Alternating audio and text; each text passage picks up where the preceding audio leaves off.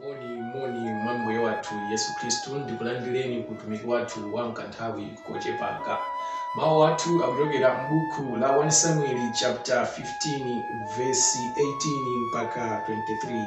1 Samuel chapter 15 verse 18 mpaka 23. Mawu wa Mulungu akuti, ndipo Yehova anakutumani ulendo kuti nuka nuwononge konsekonse Amaleki akuchita zoyipawo, nuponyane nawo kufikira utawatha. Chifukwa ninji tsono simunamvera mawu a Yehova, koma munathamangira zowawanya ndi kuchita choyipa pamaso pa Yehova?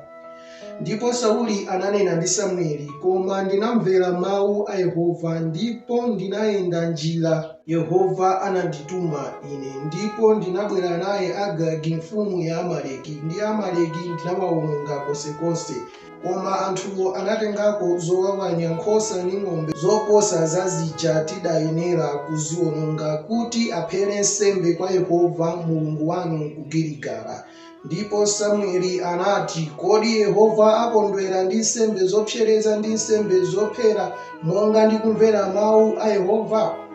Taonani, kumvera ndi kokoma koposa nsembe, kutchera khutu koposa mafuta a nkhosa zamphongo. Pakuti kupanduka kuli ngati choyipa chakuchita nyanga, ndi mtima waliuma uli ngati kupembedza milungu yachabe ndi maula. Popeza inu munakaniza mawu a Yehova, iyenso anakaniza inu kuti simudzakhalanso mfumu. Tawerenga mawu amenewa amene Samueli mneneri amayankhulana ndi mfumu Sauli, mfumu yoyambirira ya Israeli, kuchokera mu 1 Samuel chapter 15 verse 18 mpaka ukafika 23. Iyi inali nthawi imene Mulungu wakumwamba anadza ndi mawu kwa mneneri Samueli nati, pita nyamuka ukamuuze Sauli mfumu ya Israeli imene ndinayisankha kuti apite kumudzi kwa Amaleki, ndipo akapita kumudzi wa Amaleki akawononge china chilichonse, munthu wina aliyense akamuphe, kuyambira wakhanda, tiana tating'ono, azimayi, azibambo, wina aliyense amene akapeze kumeneko akamuphe. Ndipo asakalekere pamenepo nyama ina iliyonse imene angakayipeze, kuyambira nkhosa, kaya ndi mbuzi, kaya ndi ng'ombe, china chilichonse chimene chili ndi moyo kwa Amaleki akachiphe. Awa ndi mawu amene anachoka kwa Yehova kupita kwa Samueli kuti akamuuze Sauli.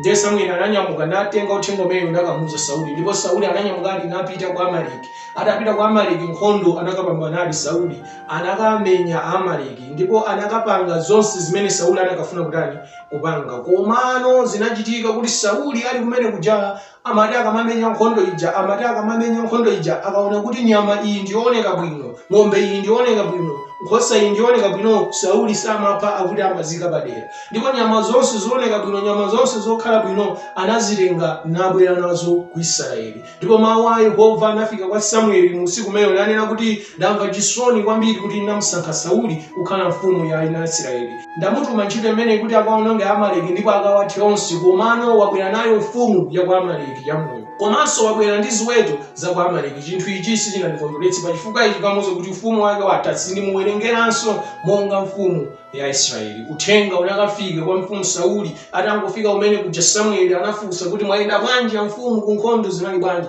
Ananyadira, Mulungu ndithu wandipatsa chipambano, ndapambana. Koma Samueli anafunsa kuti tsopano ng'ombe ndikuzimvazi, ziweto ndikuzimvazi, zikutheka bwanji? Ndiye Sauli akunena kuti zimene zizi tinatengako kuti tikaphere nsembe Mulungu wakumwamba, kuti ziweto zimene zizi zathanzi zabwino sitinaziwononge, komanso kuti timafuna tikapangire business kapena chani, timafuna tikamkondweretsere Mulungu imweyo, tikamphere nsembe potipatsa chipambano chimenechi.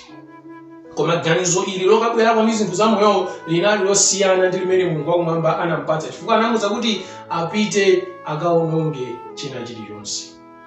Mbale yanga, munthawi yochepa iyi tifuna tigawane pa ganizo ili kuti kumvera kumaposa nsembe zopsereza. Kumvera kumaposa nsembe zopsereza.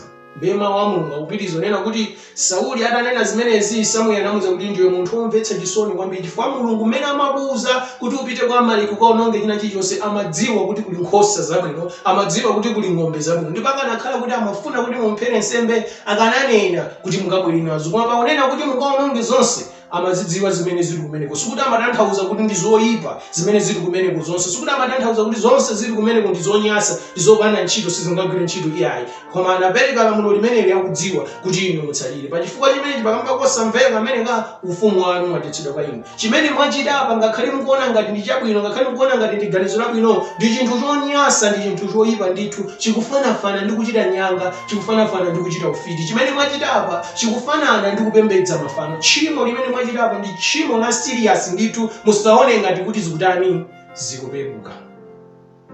Mulungu wakumwambatu amafuna kumumvera osati nsembe. Mulungu wakumwamba amafuna kumumvera osati nsembe. Nkomwe kuti ganizo ili la nsembe lidzibwera lidziyamba kumapereka nsembe kwa Mulungu kuti chifukwa choti wina wake pena pake sanafune kumvera Mulungu wakumwamba. Nkalero omwe sikunalibe zinthu zokhanga zopereka nsembe kufika na Adamu ndi Eva atachimwa pakusamvera Mulungu wakumwamba.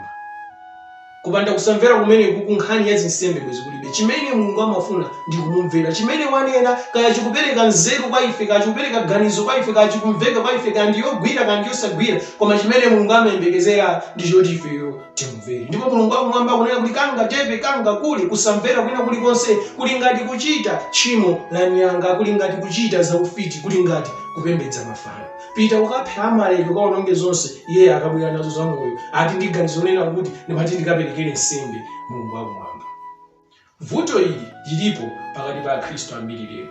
Kuti tisankhe kungomvera Mulungu wakumwamba, kuti tisankhe kungotsatira Mulungu wakumwamba, kuti tisankhe kungochita zimene Mulungu wakumwamba akunena, timaziona zovuta.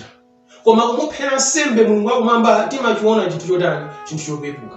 Timachiona kuti ndiyogwira ndi yabwino kuti tidzimsangalatsa Mulungu pakumamuphera nsembe. Koma Mulungu wakumwamba sakumvera ndi nsembe zimene ife tingaganize kuti timpatse. Chimene Mulungu wakumwamba akufuna, chimene amakondwera nacho ndi kumumvera, ndipo kumumvera kotheratu. Ananena Sauli, ndachita mwa mawu a Yehova ndakaononga Amaleki konse. Chabe kuti ndakubwera nawe ena ake utani ochepa. Ndakubwera naye Agagi mfumu yawo mmodzi yekha. Ndipo ng'ombe ndi zina zonse zambiri kumene kundaononga, ndakubwera ndi zochepa zabwinozo kuti tipereke nsembe kwa Mulungu. Akati kumvera Mulungu wakumwamba ndi kumvera mu zonse, osabwerako ndi china chilichonse, osabwerako ndi Agagi, osabwerako ndi ng'ombe zathanzi, kumvera motani modzaza. Lero Akhristu ambiri tilokonzeka kupereka nsembe iliyonse imene tingayiganize kuti inkondweretsa Mulungu wakumwamba. Tilokonzeka kupereka nsembe iliyonse imene tayiganizira kuti inkondweretsa Mulungu wakumwamba. Tikuti tilokonzeka kusala mmene tingaganizire tisala masiku 3, masiku 4, kaya ndi 30 days, kaya ndi 10 days. Tilokonzeka kuchita zimenezo. Ndipo ndi zimene tikumachita.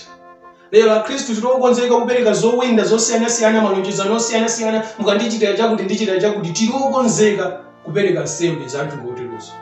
Koma kuti tingotenga nthawi yathu ndikunena kuti iyayi ineyo kuyambira lero ndikhala moyo omvera Mulungu wakumwamba, chimenecho chimativuta.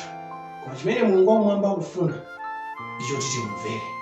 Pakuti kumvera kuposa nsembe zopsereza. Kumvera kuposa kusala kumene timasala. Kumvera kuposa kuzipupuntha kumene timazipupuntha, pakulimbikira kumangopemphera. Kulimbikira kumangopemphera. Mulungu wakumwamba akufuna inu ndine kuti timumvere. Pakuti kumvera kuposa nsembe zonse zopsereza. Kumvera ndi kumene kumamusuntha Mulungu wakumwamba. Kumvera ndi kumene kumampanga Mulungu wakumwamba kukondwera nafe ndi kulowerera pa nyengo zathu.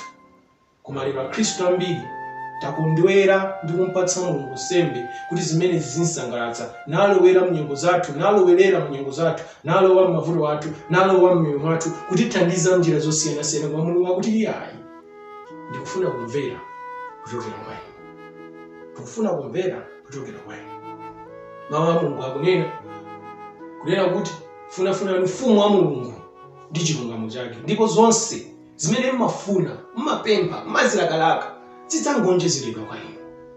Chimene Mulungu wakumwamba akufuna ndi kumumvera. China chilichonse chimene mungaganize kuti mutha kumpatsa Mulungu ndi kumusangalatsa nacho, ali nacho. Chuma, ndalama, china chilichonse ali nacho. Chinthu chokhacho chimene Mulungu anampatsa munthu ndicho ufulu opanga chimene akufuna. Chinthu chokhacho chimene Mulungu alibe ndiye kumvera kwa inuyo pamaso pake.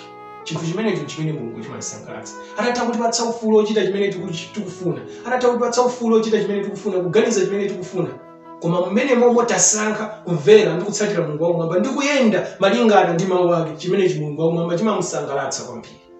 Kumvera kuposa nsembe zopsereza. Mwapereka nsembe kwa Mulungu kwa nthawi yayitali bwanji? Mwapereka nsembe zopsereza kwa nthawi yayitali bwanji? Komatu lero Mulungu wakumwamba akukumbutsa kuti iye chimene amafuna kwa ife ndi kumvera, ndipo kumverako kodzaza kokwanira.